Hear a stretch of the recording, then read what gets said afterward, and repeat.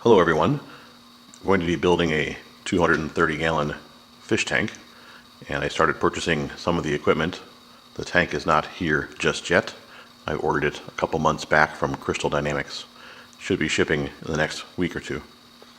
In the meantime, I purchased my Neptune Apex system, and I thought I'd go through a little bit of the unboxing so you guys could all see what do you get in each of the boxes. I'm going to divide these into small little videos for each of the boxes individually, so you can easily find and watch just the video you like. So stay tuned. Okay, here is a Neptune Systems automatic top-off kit. It comes with a bunch of things in here. It's kind of nice. I have one of these on my smaller 40-gallon tank. I don't have an Apex with that. It runs just fine without the Apex, so you can get this and use this just fine without the Apex. It's actually a pretty smart unit, and we'll take a look inside and we'll talk a little about what it does for you once we get it open. So you can see how to open the box here. So I have to cut the top open.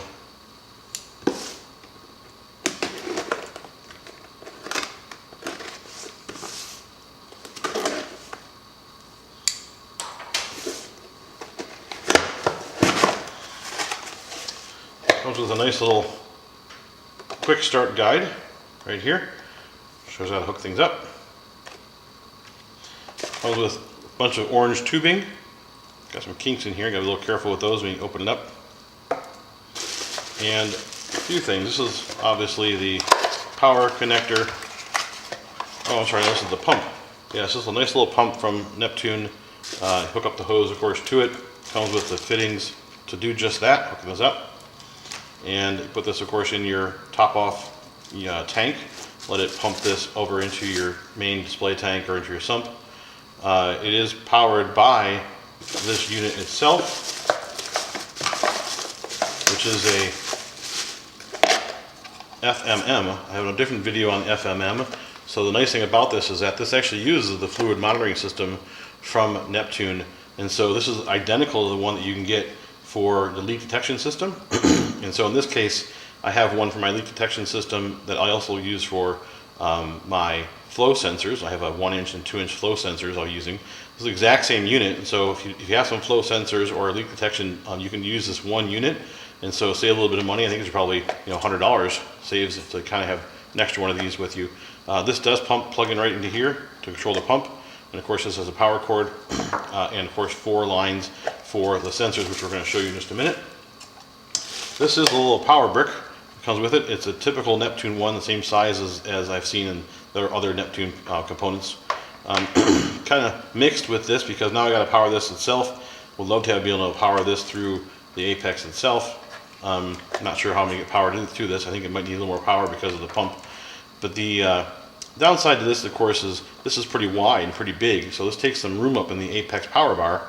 And I've got to make sure that the spacing of the outlets in the power bar will allow you to accommodate a few of these. Otherwise, you got to space them out kind of strange.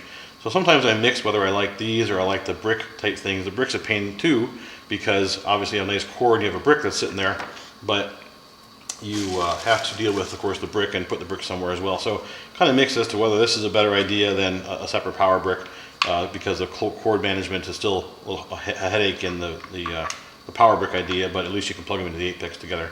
So it gives you an idea of those.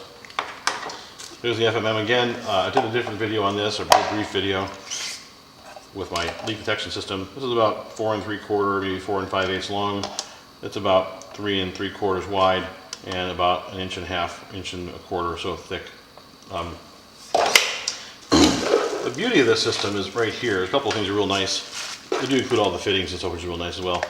This is a sensor system. So it comes with, of course, a cord back to your Apex. This is a sensor system. It's magnetic, and so this will actually connect on through the glass. A little hefty getting off there.